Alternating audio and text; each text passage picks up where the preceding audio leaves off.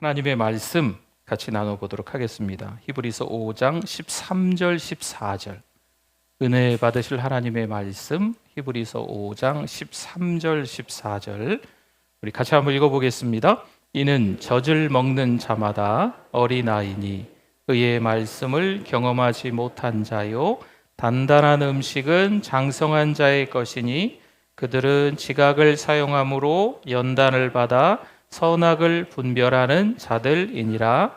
아멘. 오늘 잘 나오셨습니다. 우리 옆에 분들 한번 서로 보시고 또 우리 미소를 좀 띄우시고 창세기, 출애굽기 미소 띄우시고 같이 우리 인사 나누시겠습니다. 잘 오셨습니다.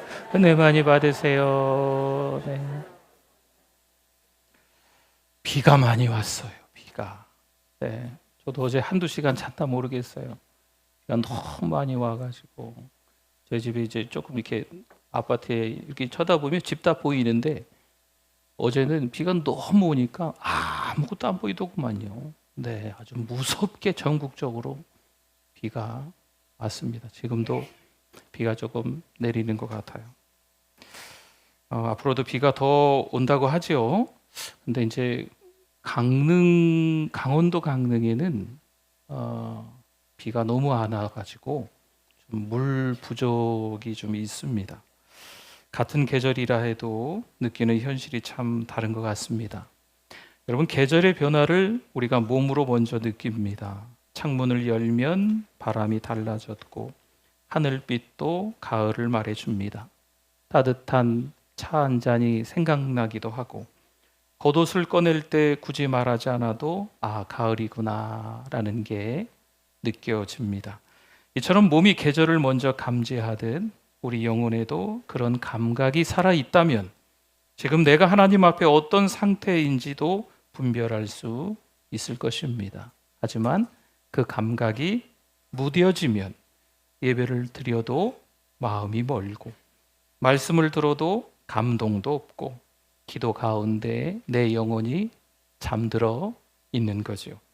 혹시 우리 안에 신앙의 감각이 둔해진 것은 아닌지 오늘 말씀을 통해서 한번 돌아볼 수 있는 기회가 되셨으면 좋겠습니다. 여러분, 종교가요 우리를 착하게 만들려고 하지만 복음은 우리를 살아있게 만듭니다. 우리 화면에도 좀 적어놨지만 신앙생활과 종교생활이 좀 다른데 신앙생활은 하나님과 살아있는 관계 속에서 반응하는 삶이라면 종교생활은 그저 형식만 지키고 외적인 습관만 반복하는 삶이 될 수도 있습니다. 어떠십니까? 나의 모습이 신앙으로 살아가는 걸까요? 아니면 종교생활이나 하는 걸까요? 말씀을 들을 때, 기도할 때, 찬양할 때 내 마음이 깨어있고 하나님의 그 은혜를 분별할 수 있다면 영적인 감각이 살아있다는 뜻입니다. 교회는 오는데요 말씀에 반응이 없고 변화도 없고 하나님과 친밀한 교제가 없이 그냥 지나가는 시간이 계속 반복된다 이러면 종교 생활일 수도 있겠습니다. 그렇습니다. 사실 우리 모두가 때로는 무뎌질 수 있고 지칠 수 있어요. 살다 보면 왜 나만 이렇게 힘들고 어려운 일들이, 왜 내 자녀들에게만 이렇게 가슴 아픈 일들이 일어날 수 있나 하며 우리의 신앙의 감각이 무뎌질 수도 있습니다. 그래서 하나님 오늘 우리에게 말씀하는 거죠. 깨어 있으라 반복적으로 말씀합니다. 그렇죠? 깨어 있으라. 말씀에 반응해라. 하나님의 그 말씀에 자꾸 훈련해라. 이렇게 말씀하시는 거예요. 성도 여러분, 우리가 지난 몇 주간 동안 영적 성장의 길을 함께 걸어왔습니다. 한 7주 정도 가려고 하는데 오늘은 5주 차네요. 첫 번째 주에는요 요한복음 1장을 통해서 거듭남이 하나님의 선물임을 같이 나누었습니다. 우리의 힘으로 되는 것이 아니고 거듭남은 누가 준 선물이라고요? 하나님께 주신 선물이다라는 말씀을 들었습니다. 두 번째 주에는 요한일서 2장을 통해서 거듭남에서 강함으로 자라나야 된다. 우리의 신앙이 그런 말씀을 나누었어요. 셋째 주에는 요한복음 15장을 통해서 주 안에 거하는 성도의 삶을 묵상했습니다. 여러분, 열매를 맺는다라고 하는 것은요, 주님께 붙어 있을 때만 가능하다라는 거죠. 그리고 지난주에는 시편 73편 말씀을 통해서 주님의 곁이 가장 좋은 자리다라고 말씀을 나누었습니다. 여러분, 오늘은 히브리서 5장의 말씀을 통해서 우리가 잃어버린 신앙의 감각을 어떻게 훈련하고 회복할 수 있을지 함께 나눠보려고 해요. 신앙은 단지 성경을 많이 알고 교회 오래 다녔다, 이것으로 결정되는 것이 아닙니다. 신앙은 하나님의 말씀 앞에 예민하게 반응하고 선악을 분별하며 삶의 자리에서 깨어있는 감각으로 살아가는 것, 이것이 신앙입니다. 그리고 그런 감각은 자연스럽게 생기는 것이 아니고 훈련이 돼야 돼요. 과정을 거쳐야 된다는 거죠. 성경은 분명히 그렇게 말하고 있습니다. 그렇다면 본문을 통해 우리 신앙의 감각이 어떻게 무뎌졌는지, 그리고 그 감각을 어떻게 다시 훈련하고 살아있게 할 수 있는지 보려고 합니다. 먼저 13절 말씀에 보니까요, 이는 누구라고 나옵니까? 젖을 먹는 자마다 어린아이니 의의 말씀을 경험하지 못한 자요. 아멘. 여기서 젖을 먹는 자, 단순히 어린아이인가 보다라고 생각할 수 있는데 그런 의미는 아닙니다. 신앙이 아직 미숙한 상태를 이야기하는 거죠. 하나님의 말씀을 듣기는 듣는데 홍수처럼 범람해서 하나님의 말씀을 듣기는 듣는데 삶에 실천하지 못하는 사람을 이야기하고 있는 겁니다. 마치 말을 막 배우기 시작한 아기처럼 옳고 그름을 판단하는 힘이 아직 부족한 거지요. 성도 여러분, 보기엔요, 교회에 잘 다녀요.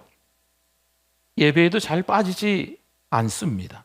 근데 그 말씀이 내 삶에 실제로 살아 움직이지 않는다면, 그 하나님의 말씀이 나를 이끌고 가지 않는다면 여전히 젖만 먹는 어린아이와 같다는 겁니다.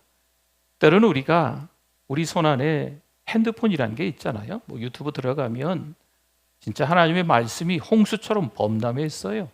듣고 싶은 말씀, 듣고 싶은 목사님 다 찾아가지고 계속 들을 수도 있습니다. 또 TV를 통해서 계속 예배 실황이, 또 하나님의 말씀이 계속 쏟아져 나올 수도 있습니다. 근데 그 말씀을 듣기는 듣는데 다 흘러가는 거죠. 너무나 많은 말씀을 들을 수 있습니다. 내가 선택해서 하나님의 말씀을 다 들을 수 있는 것처럼 보입니다. 근데 그 말씀이 내 삶에 깊이 자리하지 않으면 오히려 그게 많은 것을 알았기 때문에, 들었기 때문에 우리의 신앙이 점차 더 무뎌질 수도 있다는 거죠. 신앙의 유아기에 머물러 있을 수 있습니다. 그렇습니다. 말씀을 아는 것은 쉬워요. 하지만 그 말씀 속에서 사는 것은 훈련의 과정을 거쳐야만 합니다. 맞는 말입니다. 말씀을 듣는 건 어렵지 않습니다. 그냥 핸드폰에 몇 번 두들기면 나와요. 그냥 TV에서 이렇게 채널 뚝뚝뚝 누르면 그냥 말씀이 계속해서 쏟아집니다. 아이, 싫어, 별로네, 다른 말씀으로 옮겨갈 수 있어요. 다른 목사님으로 바꿀 수도 있어요. 다른 교회 말씀으로 바꿀 수도 있어요. 내가 원하는, 내가 듣기 좋은 말씀을, 수도 없이 많은 말씀을 들을 수 있습니다. 그런데 하나님의 말씀대로 살아가는 건 좀 다릅니다. 말씀을 들었으면 성품이 바뀌어야죠. 말씀을 들었으면 내 선택이 달라져야 됩니다. 아주 중요한 결정적인 순간에 이게 하나님이 원하실까? 하나님이 기뻐하실까라는 기준으로 분별을 해서 선택을 잘 해야 하는 것입니다. 13절에서 이렇게 말씀이 또 이어져요. 의의 말씀을 경험하지 못한 자라는 표현이 13절 하반절에 나와요. 이 말은 성경을 모른다는 말이 아니에요. 하나님의 말씀을 안 들었다는 말이 아니에요. 예배 현장에 없었다라는 말이 아니에요. 말씀을 듣기는 듣는데 삶에서 실제로 체험하지 못했다는 뜻입니다. 수도 없이 하나님의 말씀을 듣는데 그 말씀이 지식이 돼서, 그 말씀이 내 머리가 더 커지게 만들어서 나를 교만하게 만들 수도 있는 거예요. 여러분, 하나님의 말씀을 듣다 보면 사랑하라, 용서하라, 격려하라. 이런 말씀이 수도 없이 많이 나옵니다. 판단하라, 정죄하라, 싸워라. 뭐 이런 말씀이 있습니까?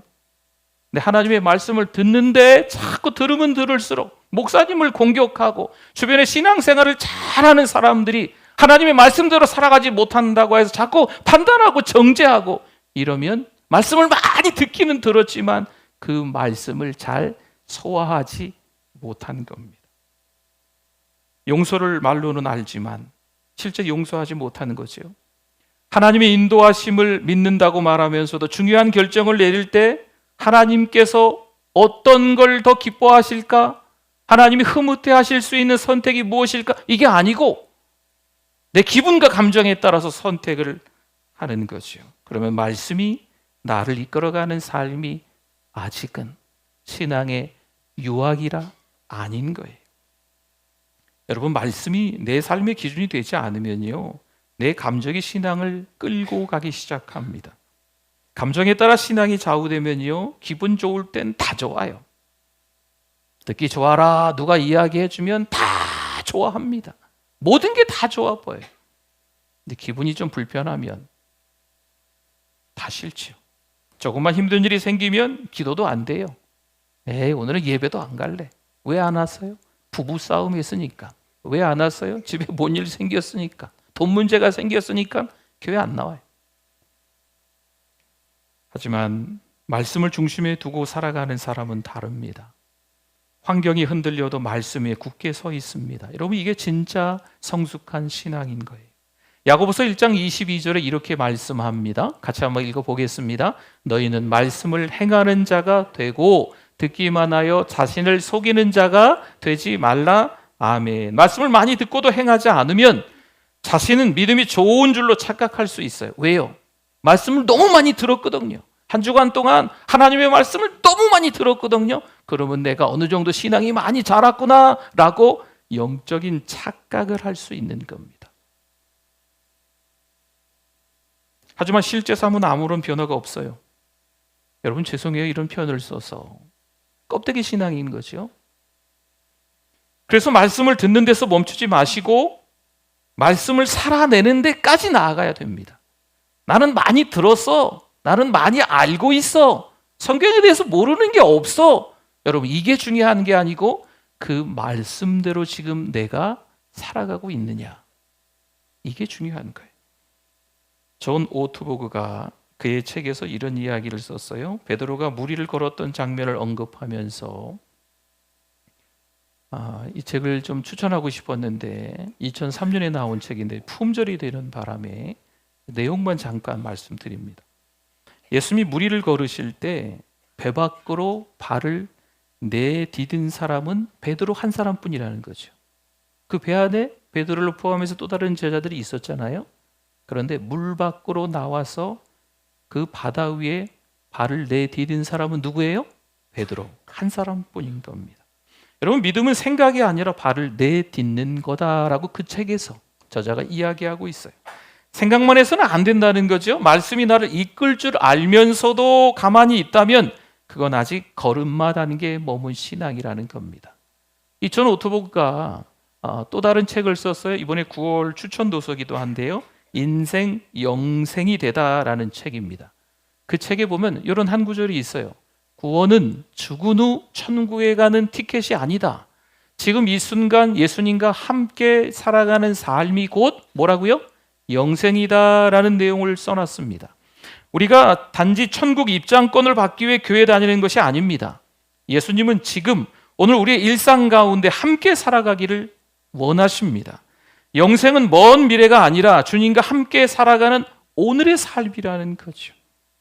그렇게 어린아이의 신앙에서 벗어난다는 것은 미래의 천국만 기다리는 사람이 아니라 오늘 이 자리에서 예수님과 함께 동행하며 살아가는 사람으로 바뀌는 것을 뜻합니다. 물론 천국이 있어요. 영생도 천국 가서 영원한 생명을 누리겠지요. 이렇게 설명을 하자면 이 책에서 그렇게 이야기해주고 있는 거예요. 성도 여러분, 신앙은 머리로만 하는 것이 아니라 발로 내딛는 삶입니다. 아무리 많은 말씀을 알고 있어도 그 말씀을 따라 한 걸음씩 순종하며 걸어나가지 않는다면 우리는 여전히 어린아이 같은 신앙인 거죠. 결국 신앙의 유아기에서 벗어난다는 것은요, 단지 성경 공부만 더 많이 하거나 겉으로 보이는 봉사에만 집중하는 것을 말하지 않습니다. 물론 성경을 배워야지요. 물론 교회에서 소매 걷어붙이고 섬겨야지요. 이건 꼭 필요한 교회에서 귀한 훈련이기도 합니다. 그러나 그보다 더 중요한 건 하나님의 뜻을 분별하고 그 하나님의 뜻에 민감하게 반응하며 배운 말씀을 내 삶에 실제로 적용해보는 훈련이 뒤따라야 된다는 거예요. 여러분, 그럴 때 비로소 우리의 신앙은 깊어지고 성숙으로 나아가는 줄 믿습니다. 그렇다면 우리가 어떻게 하면 이 감각을 훈련해서 잘할 수 있을까요? 본문을 더 이어서 한번 볼까요? 14절을 보면 앞부분 노란색 부분만 보세요. 단단한 음식은 누구 것이에요? 장성한 자의 것이니 아멘. 거기까지만. 여기서 단단한 음식은요, 성숙한 믿음의 사람만이 받아들일 수 있는 깊은 말씀을 의미합니다. 여기서 단단한 음식은요, 깊이 있는 말씀이에요.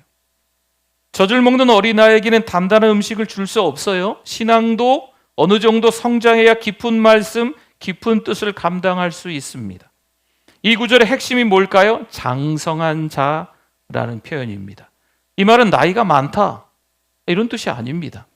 목적에 이르러 완성된 상태, 훈련하고 준비된 사람, 이런 뜻이에요. 단순히 교회만 오래 다닌 사람, 성경을 많이 아는 사람이 장성한 신앙인이다, 여러분 이렇게 부르지 않아요. 1대, 2대, 3대, 4대, 이야 대단한 집안이네, 물론 인정합니다. 그러나 그 사람이 장성한 신앙인은 아니에요. 10년, 20년, 30년, 40년 오래 신앙생활을 했다고 해서 그 사람이 꼭 장성한 신앙인은 아니라는 겁니다. 훈련을 통해 말씀에 반응해서 힘을 가진 사람, 이 장성한 사람이에요. 삶에서 하나님의 뜻을 분별하고 따르려는 사람이 진짜 장성한 자입니다. 그래서 말씀이 이렇게 말하는 거예요. 단단한 음식은 누구의 것이라고요? 장성한 자의 것이니. 여기서 중요한 사실을 발견하게 돼요. 성숙은 자동적으로 오는 게 아닙니다. 세월이 많이 지났으니까, 교회 출석을 좀 많이 했으니까, 내 부모님이 목사님이니까, 내 부모님이 교회에서 열심히 섬기시는 어떤 직분자니까 나는 장성한 자가 저절로 되겠지, 자동으로 아닙니다. 훈련을 통해 자라나는 거예요. 때로는 이해되지 않는 여러 가지 사건 사고를 통해서 그 과정을 통해서 장성해지는 겁니다. 14절에서 계속해서 이렇게 이어지는 말씀이 있어요. 그들은 뭘 사용해요? 지각을 사용함으로 뭘 받았어요? 연단을 받아. 아멘. 여기서 지각이라는 단어는요, 보는 감각, 듣는 감각, 분별하는 감각을 말합니다. 영적인 감각이 살아있는 사람, 영혼의 눈과귀가 깨어있는 사람을 여기서 말하는 지각을 사용한다는 거예요. 그 다음에 이어지는 게 연단을 받는다고 나오죠. 여기서 연단을 받는다는 것은요, 헬라어로 김나조라고 읽습니다. 저기 나와 있는데요. 그리고 김나조에서 나온 말은 체육관이라는 영어 짐입니다.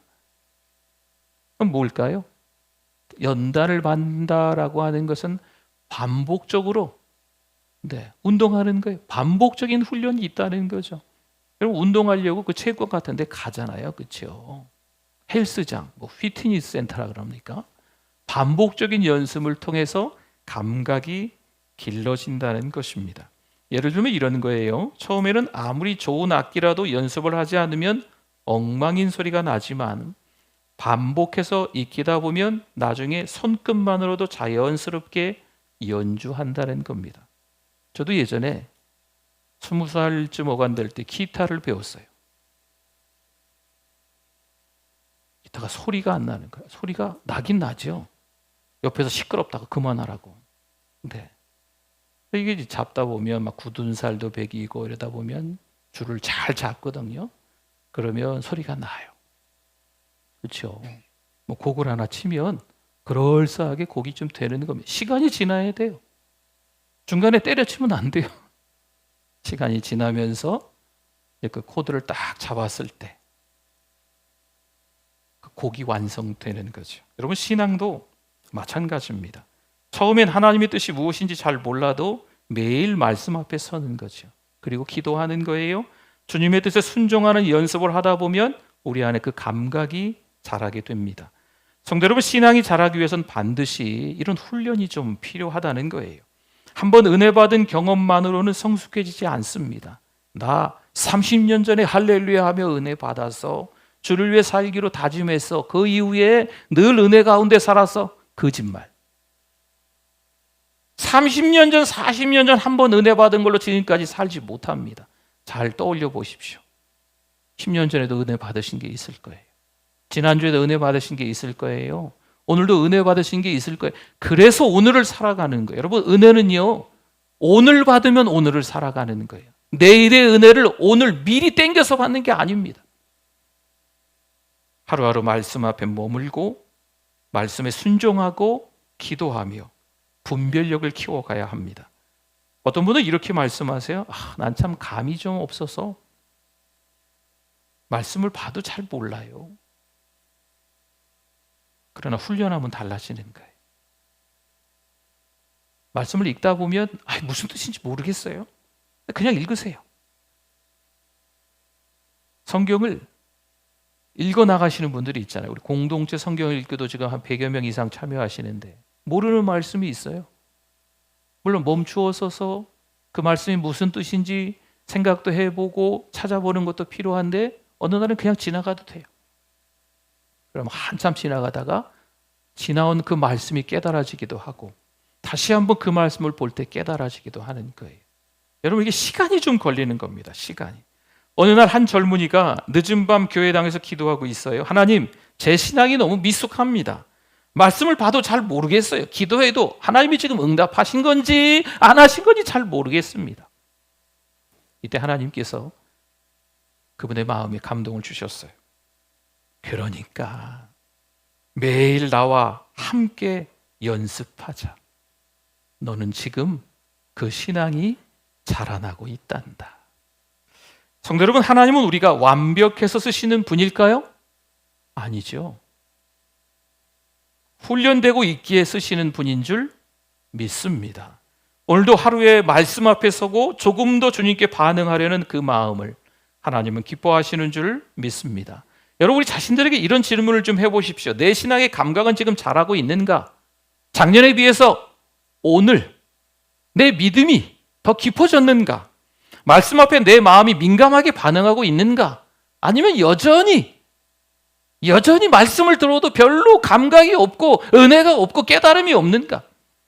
기도할 때, 예배할 때 하나님의 뜻을 분별하고자 하는가? 그런 간절함을 가지고 예배를 드리고 있는가? 아니면 지난주에 드렸던 예배나 지금이나 눈 딱 감고 언제 끝나나? 혹시 이러고 있지는 않은가? 그렇습니다. 감각은 저절로 좋아지지 않아요. 말씀과 기도, 예배와 순종 속에서 반복적인 훈련을 할 때 우리 안에 분별력이 자라고 단단한 음식을 소화할 수 있는 그 능력, 힘이 생기는 줄 믿습니다. 그렇다면 이 감각이 훈련될 때 우리에게 어떤 열매가 맺히게 될까요?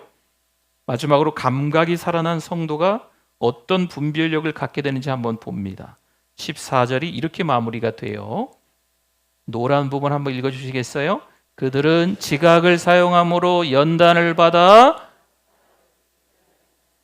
아멘. 선악을 어떻게 해요? 분별한대요. 분별. 뭘 분별해요? 선과 악을 분별하는 자들이 된답니다. 여러분, 여기서 분별하다는 건요, 이건 좋아, 이건 나빠, 이런 수준으로 머무르는 게 아닙니다. 보이지 않는 영역에서 하나님의 뜻이 어디 있는지 구별해내는 영적인 감각, 이 영적인 능력을 분별력이라고 하는 거예요.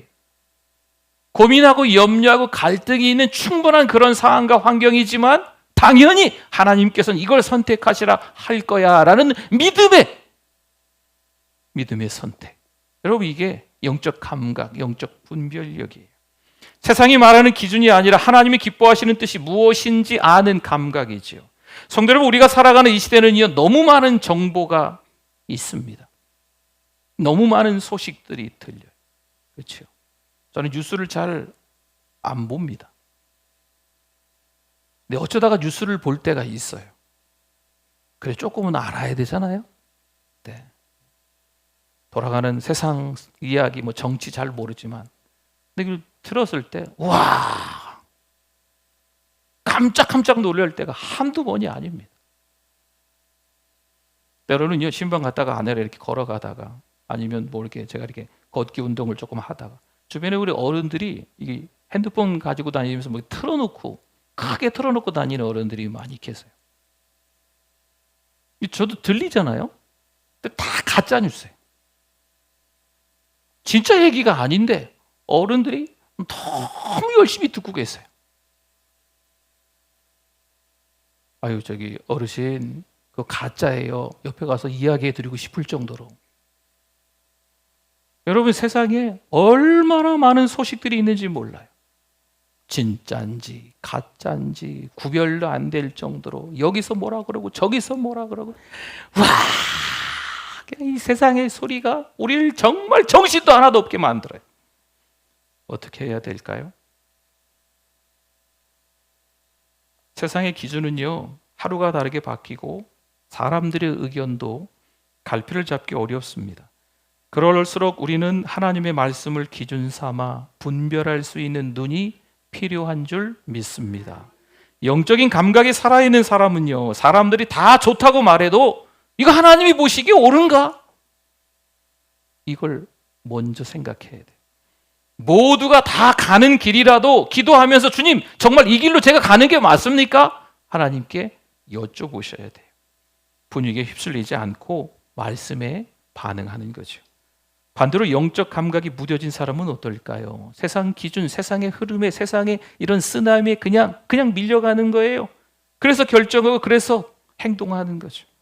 말씀보다 자신의 생각과 편안함, 편리함을 우선합니다. 여러분, 감각 없는 신앙의 위험성이 바로 이겁니다. 성도 여러분, 진짜 신앙의 성숙은요, 얼마나 많이 아느냐, 이게 아니에요. 얼마나 바르게 분별하느냐, 이게 성숙한 사람, 장성한 자입니다. 바르게 분별한다는 건요, 하나님이 기뻐하시는 선택을 하는 삶입니다. 로마서 12장 2절에서 이렇게 말씀하지요. 같이 한번 읽어주세요. 너희는 이 세대를 본받지 말고 오직 마음을 새롭게 함으로 변화를 받아 하나님의 선하시고 기뻐하시고 온전하신 뜻이 무엇인지 분별하도록 하라. 아멘. 하나님의 뜻을 분별하는 사람은요, 삶이 달라요. 반응이 다릅니다. 결정하는 기준이 달라요. 성도 여러분, 우리는 다 알 수 없습니다. 하지만 감각이 살아있다면 하나님이 기뻐하시는 방향을 알게 됩니다. 성령께서 우리 안에 감동을 주시는 거죠. 또 하나님의 말씀으로 우리를 분별하게 만들어주시는 거예요. 기도 가운데 하나님이 우리에게 확신한 마음을 허락하시는 거죠. 그래서 우리가 훈련받아야 합니다. 말씀을 통해 감각을 훈련하고 순종을 통해 분별력을 길러야 합니다. 성숙한 성도는요, 많이 말하는 사람이 아니라 잘 분별하고 조용히 순종하는 사람이에요. 안 끼는 데가 없어. 말을 안 하는 게 없어요. 그런데 그 말이 은혜로운 말이 아닌 거죠. 그러면 입 다무세요. 그러면 하나님이 기뻐하시지 않는 말을 주로 내가 하는 거예요. 그냥 오히려 침묵하고 기도하는 게 좋습니다. 세상이 아무리 혼란스러워도요, 하나님의 뜻을 따라 사는 사람은 흔들리지 않습니다. 그 사람은 삶의 자리에서 늘 복의 통로가 되는 겁니다. 성도 여러분, 지금까지 우리가 세 가지를 살펴봤어요. 이제 말씀을 마무리하겠습니다. 첫째, 어린아이 신앙에서 벗어나야 한다는 겁니다. 아무리 신앙생활을 오래 했어도, 아무리 하나님의 말씀을 많이 아는 것 같아도, 예배를 수도 없이 많이 드렸어도, 하나님의 말씀 설교를 수도 없이 많이 듣는 것 같아도 그 말씀대로 살아가지 않으면 신앙이 유학입니다. 둘째, 감각은 훈련을 통해 자란다는 거예요. 여러분, 여기서 말하는 훈련은요, 때로는 고난일 수 있어요. 때로는 해석되지 않는 고달픈 현실일 수도 있습니다. 근데 그런 훈련이 지나가야 됩니다. 셋째, 감각이 자라면 하나님 뜻을 분별하는 능력이 생긴다는 겁니다. 여러분, 영적인 감각은요, 이게 정말 하나님이 기뻐하시는가라는 것에 집중하는 겁니다. 여러분, 이게 영적 분별력이에요. 그렇다면 이제 이 말씀을 듣는 우리가 어떻게 반응해야 할까요? 마치 바다 한가운데 폭풍우를 만난 배 한 척과도 같습니다. 순식간에 이 배는 산산조각이 날 위기에 처해 있습니다. 그러나 노련한 선장은요, 이 배의 조타기를 잡지 않습니다. 운전대 말하는 거, 운전대, 배의 운전대. 험한 풍랑을 만났을 때 배가 순식간에 산산조각이 날 것 같은데 노련한 선장은 이 배의 운전대를 잡지 않고 놔버린다는 거예요.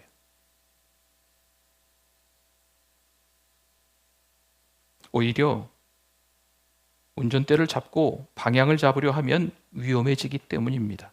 그냥 배를 맡기고 기다립니다. 우리 신앙도 때로는 그와 같습니다. 내가 모든 걸 쥐고 흔들려고 한다면 이건 신앙의 유아기인 겁니다.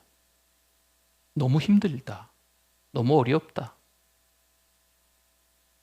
너무 큰 고난이다. 도대체 해석이 안 된다. 그러면 누구한테 맡길까요? 그냥 하나님께 맡기시면 됩니다. 그분의 인도하심을 기다릴 줄 아는 감각. 여러분, 이것이 바로 영적 감각이에요. 감각이 살아있는 사람은 조용히 주님의 손에 방향을 맡기는 거죠. 여러분, 이 사람이 바로 성숙한 신앙입니다. 어린아이 신앙에 머물지 마시고 감각을 훈련하고 하나님의 뜻을 분별하는 성숙한 자로 살아가실 수 있기를 바랍니다. 우리 안에 그래야 감각이 살아나는 거예요. 분별력이 생기는 거예요. 신앙이 깊어지는 겁니다.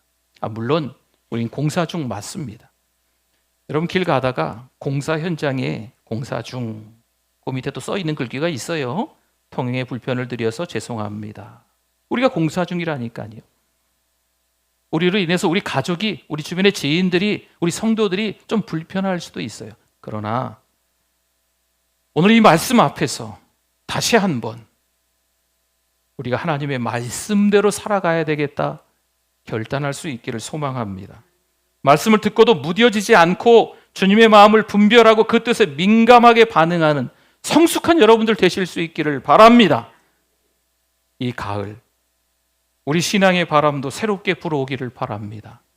오직 하나님 바라보며 승리하실 수 있는 여러분 되시기를 소망합니다. 아멘. 우리 같이 우리 주여 한번 부르시고 기도합니다. 주여, 하나님 감사합니다. 하나님의 은혜에 감사합니다. 하나님, 머물렀던 신앙인, 정체되어 있는 신앙인, 하나님 아버지 용서하여 주시옵소서. 답보 상태에 빠져 있는 내 신앙의 어리석음 용서하여 주시고 다시 한번 전진해 나갈 수 있도록 믿음을 더하여 주시옵소서. 오늘 이 회개가 우리 신앙의 성숙의 출발점이 되게 하여 주시옵소서. 하나님이 기뻐하시는 길로 나아갈 수 있는, 하나님의 마음을 더 깊이 깨달을 수 있는 우리들 되게 하여 주시옵소서. 하나님 감사합니다. 우중이지만 하나님 앞에 예배할 수 있게 도와주셔서 감사합니다. 하나님이 기뻐하시는 하나님의 사람들로 살아가게 하여 주시옵소서. 예수님의 이름으로 기도드립니다. 아멘.